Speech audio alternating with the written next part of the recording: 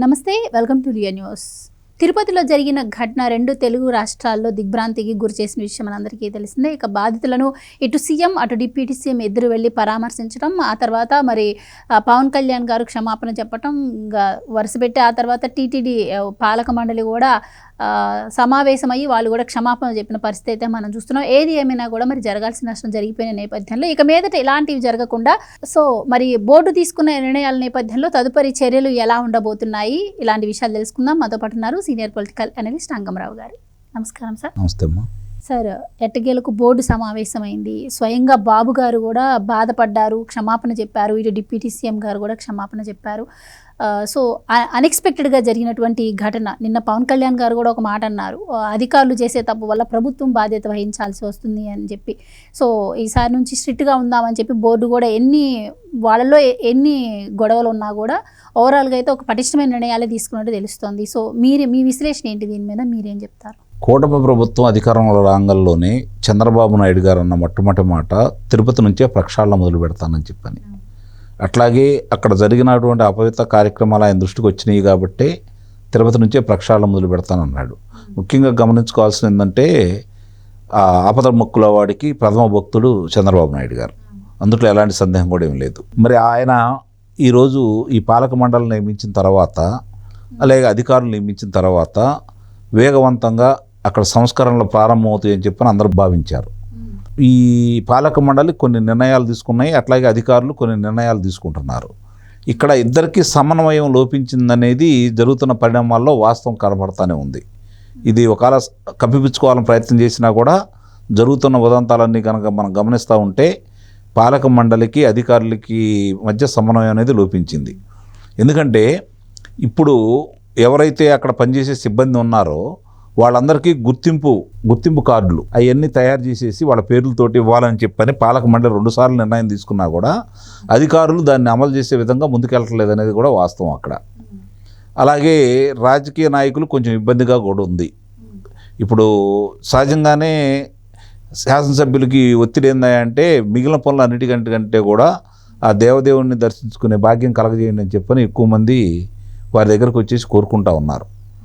ఆ విధంగా వాళ్ళకు అక్కడ సమృద్ధిపరచలేకపోతూ ఉన్నారు.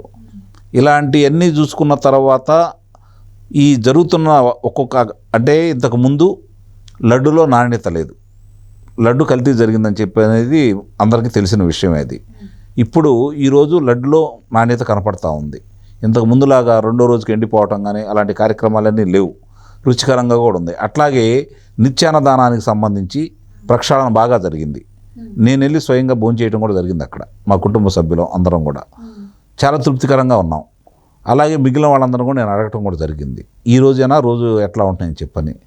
తృప్తికరమైన సమాధానాలు వస్తూ ఉన్నాయి అక్కడ. మరి ఇంత జరుగుతూ ఉండి ఇన్ని ప్రక్షాళన చేస్తూ ముందుకెళ్ళే క్రమంలో అలాగే భక్తులకు కూడా ఈ మధ్య బిఆర్ నాయుడు గారు కూడా చెప్పడం కూడా జరిగింది, భవిష్యత్తులో రోజుకు 70,000 మంది ఒకళ్ళ మీద ఒకళ్ళు పడకుండా, అంటే తోసుకోకుండా, తోపులాట లేకుండా దర్శనం జరిగే భాగ్యాన్ని కలగజేసే విధంగా, సామాన్యుడికి పెద్దపీట వేసే విధంగా ముందుకెళ్లే క్రమంలో కొత్త సాంకేతిక పరిజ్ఞానాన్ని అందులో తీసుకొచ్చే క్రమంలో వాళ్ళు చర్యలు ఎట్లా ఉపయోగించుకోవాలనే దాని మీద వాళ్ళు చర్చలు జరుపుతున్నారు. కొంతమందిని వచ్చి వాళ్ళ ముందు ప్రదర్శన కూడా చేశారు వాటికి సంబంధించి.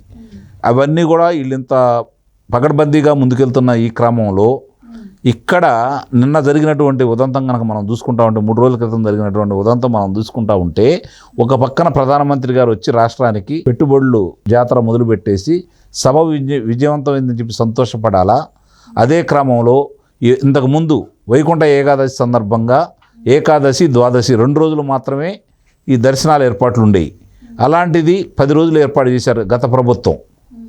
అది వాళ్ళ స్వార్థం నిస్సందేహంగా. దాన్ని వీళ్ళు కొనసాగించకుండా ఉండవలసింది, అందుట్లో ఎలాంటి సందేహం కూడా ఏం లేదు. వీళ్ళు కొనసాగించినప్పుడు తగు జాగ్రత్తలు తీసుకోవాల్సింది. ఆ జాగ్రత్తలో అధికారులు చూస్తున్నారని చెప్పారంటే పైన కాదు, ఇది తిరుపతిలో జరిగింది. తిరుమలలో జరిగితే అందరినీ మనం నిందించాలి.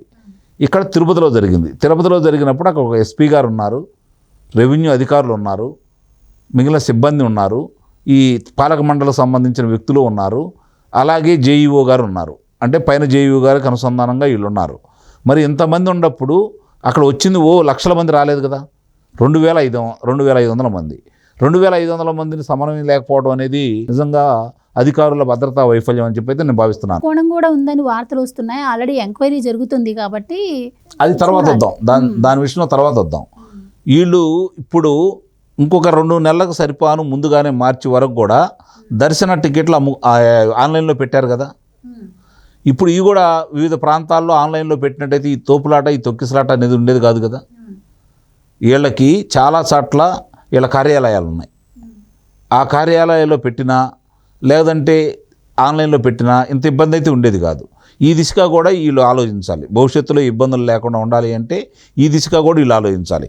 ఇక మీరన్నట్టు అక్కడ ఉన్నటువంటి అధికారులు ఎవరైతే జేఈయూగా ఉన్నటువంటి మహిళా అధికారి గారు ఉన్నారో ఆమెకి 5:38 చైర్మన్ గారి మనిషి ద్వారా సమాచారం అందింది. కింద ఒత్తిడిగా ఉంది, మీరు ఏమి చర్యలు తీసుకుంటున్నారంటే లేదు సిబ్బంది అంతా అలర్ట్గా ఉన్నారు, మేము తగు చర్యలు తీసుకుంటున్నామని చెప్పి 1 నిమిషంలో ఆయనకు సమాధానం వెళ్ళింది 5:39. మరి అంత సమాధానం చెప్పిన వాళ్ళు ఇంత నిర్లక్ష్యంగా ఎలా ఉన్నారు? అంతమంది భక్తులు అక్కడికి వస్తే వాళ్ళకి షామియానాలు లేవు, మంచినీళ్ళు సౌకర్యం లేదు, మరి కాలకృత్యాలు తీసుకునే అవకాశం లేదు అక్కడ. మళ్ళీ ఉదయం దాకా ఉండాల్సిందే కదా వాళ్ళు తీసుకోవాలి అంటే. రెండోది అక్కడ ఉదంతానికి ఎందుకంటే స్థానిక పోలీసులు ఎందుకు తప్పుపడుతున్నారంటే అక్కడ వాళ్ళు మైకులో గనక ఫలానా వ్యక్తి అస్వస్థత అయినారు, వాళ్ళకి వైద్యశాలకు తీసుకెళ్ళాలి కాబట్టి మీరందరూ సహకరించండి, టికెట్లు ఇప్పుడు ఇవ్వటం లేదు అని చెప్పని వాళ్ళు చెప్పాలా. ఆ చెప్పే క్రమంలో వాళ్ళు వెనక ద్వారం గుండా తీసుకుని వెళ్తే ఈ గొడవ ఉండేది కాదు. వాళ్ళు మెయిన్ దాన్ని తీశారని చెప్పని కొంతమంది అంటారు, అక్కడ తోపులాట అనేది కావాలని చేశారని చెప్పి కొంతమంది అంటున్నారు. ఈ అవకాశం లేకుండా ఉండేది కదా ఆ విధంగా చేసుకున్నట్టయితే. అయినా సరే కుట్రకోణం ఉంది అనేది స్పష్టంగా కనపడతా ఉంది కాబట్టి అక్కడ ఉన్నటువంటి ఏదైతే రామానాయుడు స్కూల్ గారి సంబంధించినటువంటి ప్రదేశంలో వీళ్ళు ఉన్నారు కదా, ఆ పక్కన ఉన్నటువంటి పార్కులో అలాగే గాంజాయి తాగేవాళ్ళు కావచ్చు, అసాంఘిక శక్తులకి నిలయంగా మారింది అక్కడ. వాళ్ళు 15 మంది దాకా దీంట్లో ప్రవేశించారని కావాలని చెప్పి చేశారని చెప్పి కూడా బయటకు వస్తూ ఉన్నాయి. ఇవన్నీ కూడా కూలంకుషంగా ప్రభుత్వం పరిశీలించాలి. ఎందుకంటే ముఖ్యమంత్రి గారు క్షమాపణ చెప్పే దౌర్భాగ్య స్థితి తీసుకొచ్చారు అధికారులు, ఉప ముఖ్యమంత్రి గారు క్షమాపణ చేసే దౌర్భాగ్య స్థితి తీసుకొచ్చారు. అట్లాగే ఎవరైతే పాలక మండలి ఉన్నారో వాళ్ళ చేత క్షమాపణ చెప్పుకునే దౌర్భాగ్య స్థితి తీసుకొచ్చారు. కాబట్టి ఇంతమంది ప్రభుత్వానికి మచ్చగా ఆ దేవదేవుడి సన్నిధిలో ఇలా జరిగిన దానికి ఒక మచ్చగానే మిగిలిపోతుంది కదా. కాబట్టి దీని గురించి తీవ్రంగా పరిగణించాలి వీళ్ళు. ఆ అవకాశం కలగజేసుకున్నటువంటి అధికారులైనా ఎవరైనా సరే ఎవరిని ఉపేక్షించకుండా తగు చర్యలు తీవ్రంగా కనుక ఉంటే. అట్లాగే ఇప్పుడు మనకున్న సమాచారం ప్రకారం గతంలో కొంతమంది అధికారులను డిప్యూటేషన్ మీద 8 మంది అధికారులు ఇంకా అక్కడ నియమించారని, వాళ్ళ పర్యవేక్షణలోనే పాలక మండలి తీసుకున్న నిర్ణయాలు అమలు కావట్లేదనే ఉదంతం కూడా మనకి వినపడతా ఉంది. తక్షణం వాళ్ళని తొలగించాలి. అలాగే అన్యమతస్తులు ఉన్నారు, వాళ్ళని తొలగించే క్రమంలో ఈ పాలక మండలి ముందుకెళ్తూ ఉంది. వాళ్ళని కూడా సత్వరం అక్కడి నుంచి తీసివేసేసి ప్రక్షాళన ఇప్పటికీ ఒక గుణపాఠంగా తీసుకొని వీళ్ళు ప్రక్షాళన చేయాలని అవసరం ఉందైతే మాత్రం నేను నిస్సందేహంగా భావిస్తున్నాను. రైట్. ఇది ఏదైతే ఛాన్స్ దొరికిందో వైసీపీకి దీని మీద వరుసగా ప్రెస్ మీట్లు పెట్టడం, వెళ్ళి పరామర్శలు చేసి విషయాన్ని వాళ్ళకు ఉపయోగంగా ఎట్లా మలుచుకోవాలో అలా మలుచుకొని ప్రచారం చేస్తూ ఉన్నారు. ఇక అందులో భాగంగానే పవన్ కళ్యాణ్ ఒత్తిడితోనే చైర్మన్ దిగొచ్చి క్షమాపణ చెప్పాడు. క్షమాపణ చెప్తే ప్రాణాలు తిరిగి వస్తాయా అంటూ ఇష్టం లేకుండానే క్షమాపణ చెప్పాడు అని చెప్పి కొత్తగా ఒక ప్రచారాన్ని మొదలుపెట్టింది. సో ఏం చెప్తారు? ఆయన ముందుగానే క్షమాపణ ఇట్లా జరిగిన దానికి విచారం వ్యక్తం చేశాడు.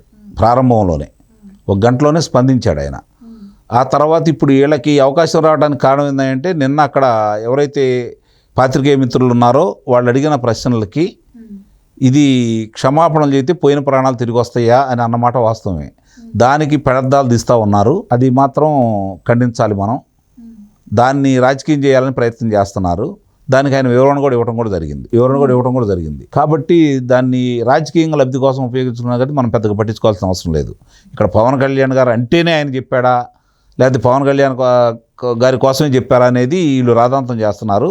మీరు అంతగా ప్రేమ ఉంటే మీరందరూ దాని గురించి ఏదో ప్రయత్నం చేయండి అంతే తప్ప వీళ్ళ మధ్య ఇలా చిచ్చులు పెట్టి ఈ కార్యక్రమాన్ని జరుగుతున్న మంచి కార్యక్రమాలకు ఏదైతే వాళ్ళు తీసుకొని ముందుకెళ్తా ఉన్నారో దాన్ని చెడగొట్టే విధంగానో వైరుధ్యాలు సృష్టించే విధంగానో మీరు ఎంత చేసినా కూడా వాళ్ళకి పేవికాలు బంధం. కాబట్టి దాన్ని మీరు ఏదో విచ్ఛిన్నం చేయాలని ప్రయత్నం చేస్తే మీకు శ్రమ వృధా అవుతుందే తప్ప కాకపోతే ఇక్కడ ప్రసార మాధ్యమాల్లో కాసేపు హల్చల్ చేయడానికి ఇది ఉపయోగపడుతుందే కదా తప్ప దాని గురించి ఏం పెద్దగా పట్టించుకోవాల్సిన అవసరం ఉంటుందని అయితే నేను భావించట్లేదు.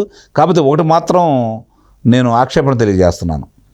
ముఖ్యమంత్రి గారైనా అలాగే ఉప ముఖ్యమంత్రి గారైనా బహిరంగ క్షమాపణ చెప్పారు. అది కూడా సత్సాంప్రదాయం అయితే నేనైతే భావించట్లేదు. తగు చర్యలు తీసుకొని వాళ్ళని శిక్షించినట్టయితే, ఇప్పుడు 2 అధికారుల్ని సస్పెండ్ చేశారు, ముగ్గురు అధికారుల్ని బాధ్యులను చేశారు, అంటే వాళ్ళని వేరే సాటికి బదిలీ కూడా చేయడం కూడా జరిగింది. 5 అధికారులు ఇప్పుడు దానివల్ల దానికి ఏం జరిగిందనే దాని మీద ఇదే పరిష్కారం కాదు, కానీ శిక్షలు వేస్తే సత్వరమే అది పరిష్కార మార్గం దొరుకుతుందైతే నేను భావిస్తున్నాను.